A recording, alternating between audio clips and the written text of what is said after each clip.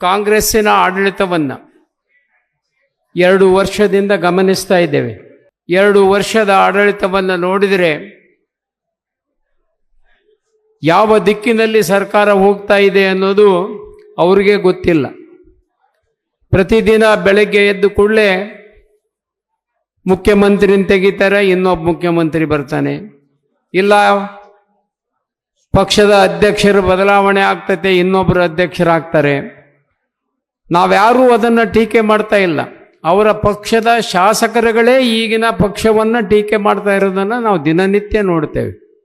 ನಾವು ಅವ್ರ ಪಾಡಿಗೆ ಅವ್ರನ್ನ ಬಿಟ್ಟುಬಿಟ್ಟಿವಿ.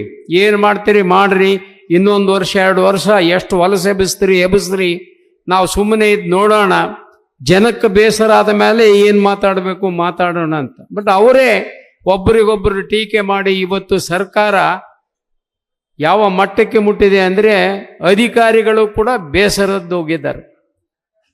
ಅಧಿಕಾರಿಗಳು 6 ತಿಂಗಳ ಒಬ್ಬ ಅಧಿಕಾರಿನ ಅಲ್ಲಿ ಇರಕ್ಕೆ ಬಿಡಂಗಿಲ್ಲ. ಇವತ್ತೊಂದು ಪಟ್ಟಿ ನೋಡಿದೆ, 30 ಜನ ಪೊಲೀಸ್ ಅಧಿಕಾರಿಗಳನ್ನು ಬದಲಾವಣೆ ಮಾಡಿದರು. 2 ದಿನದಿಂದ ಒಂದು 20 ಮಂದಿ IAS ಅಧಿಕಾರಿಗಳನ್ನ ಬದಲಾವಣೆ ಮಾಡಿದರು.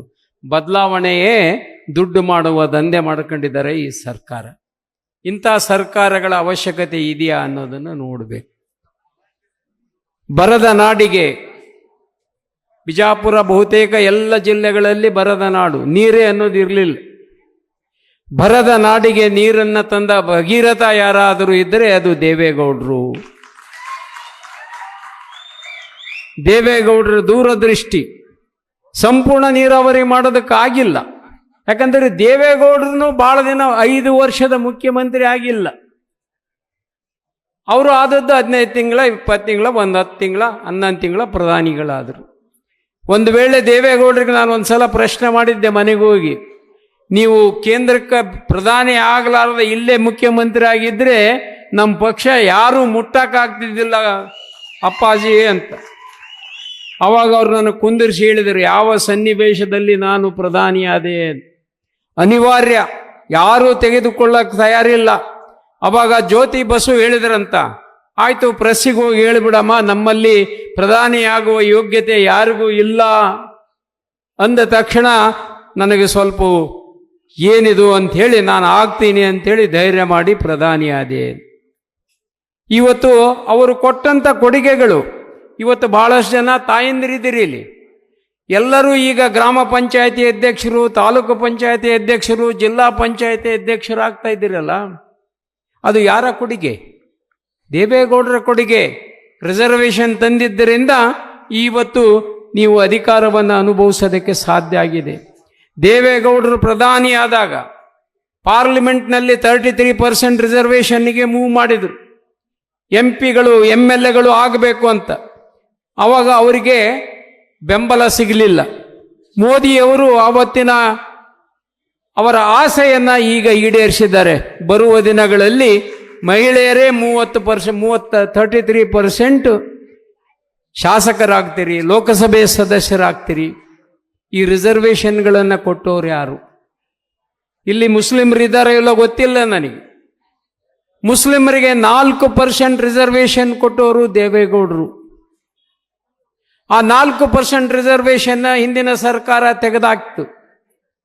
ಇವರು ಕಾಂಗ್ರೆಸ್ನವರು ವೋಟ್ ಬ್ಯಾಂಕ್ ಮಾಡ್ಕೊಂಡಾರಲ್ಲ ಅವ್ರನ್ನ. 2 ವರ್ಷ ಆದ್ರೂ ಯಾಕೆ 4% ರಿಸರ್ವೇಷನ್ ಕೊಡಲಿಲ್ಲ? ನಾನು ಕಾಂಗ್ರೆಸ್ಸಿನ ನಾಯಕರಿಗೆ ಕೇಳ್ತೇನೆ, ಮುಸಲ್ಮಾನರ ಮೇಲೆ ನಿಮಗೆ ಎಷ್ಟು ಪ್ರೀತಿ ಇದೆ? ಇವತ್ತಿಗೂ 75 ವರ್ಷ ಆದರೂ ಒಬ್ಬ ಮುಸ್ಲಿಂ ರಾಜ್ಯದ ಅಧ್ಯಕ್ಷ ಆಗಿಲ್ಲ ಕಾಂಗ್ರೆಸ್ ಪಾರ್ಟಿಯಲ್ಲಿ. ಹಾಗಾರೇನು ಆಗಿಲ್ಲ. ನಮ್ಮಲ್ಲಿ ಇಬ್ರಾಹಿಮನ್ನ 2 ಸಾರಿ ಮಾಡಿದ್ವಿ. ಇದು ಯಾರು, ನಿರಾಜುದ್ದೀನ್ ಪಾಟೀಲ್ರು ಬೀದರ್ನಿಂದ, ಅವ್ರನ್ನ ಅಧ್ಯಕ್ಷ ಮಾಡಿದ್ವಿ. ನಜೀರ್ ಸಾಬ್ರು ಮಂತ್ರಿಗಳಾದರು. ಅವರು ಕೊಟ್ಟ ಕೊಡುಗೆ ನಾವು ನೀರ್ ಸಾಬ್ ಅಂತ ಕರಿತೀವಿ.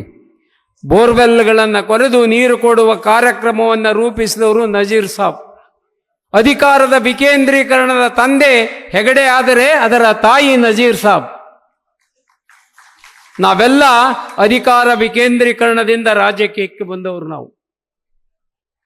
ಅಂಥ ಒಂದು ಸರ್ಕಾರ ಇವತ್ತು ಯಾವ ಮಟ್ಟಕ್ಕೆ ತಂದು ನಿಲ್ಲಿಸಿದ್ದಾರೆ ಇವರು. ನಾನು 86 kg ಇದ್ದವಳು 71 kg ಬಂದಿದ್ದೀನಿ. ವಯಸ್ಸಾದ್ಮೇಲೆ ಸ್ಮಾರ್ಟ್ ಆಗಿ ಕಾಣ್ತೀರಾ ಅಂದ್ರೆ ಜಿನ್ನಿ. 126 kg ವೇಟ್ ಇದ್ದು ನಾವು ಈಗ 114 kg ಲೆಕ್ಕ ಬಂದಿದ್ದೀವಿ. ಯಾವುದೇ ಸೈಡ್ ಎಫೆಕ್ಟ್ ಆಗಿಲ್ಲ ನಮಗೆ. 84ರಿಂದ 50 kg ಬಂದೆ, ಆಮೇಲೂ ಸಣ್ಣಗೆ ಫಿಟ್ ಆಗಿದ್ದೀನಿ. ಅದಕ್ಕೆ ನಾನು ಯೂಸ್ ಮಾಡ್ತಾ ಇರೋದು ಜೀನಿ ಸ್ಲಿಮ್. 84ರಿಂದ 50 kg ಬಂದೆ, ಆಮೇಲೂ ಸಣ್ಣಗೆ ಫಿಟ್ ಆಗಿದ್ದೀನಿ. ಅದಕ್ಕೆ ನಾನು ಯೂಸ್ ಮಾಡ್ತಾ ಇರೋದು ಜೀನಿ ಸ್ಲಿಮ್. ಸಣ್ಣ ಆಗಕ್ಕೆ ಜೀನಿ ಸ್ಲಿಮ್ ಯೂಸ್ ಮಾಡದೆ ಹೆಲ್ದಿನೂ ಅದೇ. ನೀವು ಸಣ್ಣ ಆಗ್ಬೇಕಾ, ಹೆಲ್ದಿ ಆಗ್ಬೇಕಾ? ಹಾಗಿದ್ರೆ ಜೀನಿ ಸ್ಲಿಮ್ ಯೂಸ್ ಮಾಡಿ. ಸಣ್ಣ ಆಗೋದಕ್ಕೆ ಯಾವುದೋ ಪ್ರಾಡಕ್ಟ್ ಹೇಳ್ತಾ ಇದ್ದಾಳೆ, ಏನಾದರೂ ಸೈಡ್ ಎಫೆಕ್ಟ್ಸ್ ಇದೆ ಅಂತ ಯೋಚನೆ ಮಾಡ್ತಾ ಇದ್ದೀರಾ? ಖಂಡಿತ ಇಲ್ಲ, ಯಾಕಂದ್ರೆ ಇದು ಕೆಮಿಕಲ್ ಫ್ರೀ. ಸಣ್ಣ ಆಗಬೇಕು ಅಂದರೆ ಜೀನಿ ಸ್ಲಿಮ್ ಯೂಸ್ ಮಾಡಿ. ಹೆಚ್ಚಿನ ಮಾಹಿತಿಗೆ ಕೆಳಗೆ ಡಿಸ್ಪ್ಲೇ ಆಗ್ತಿರೋ ನಂಬರ್ಗೆ ಕಾಲ್ ಮಾಡಿ.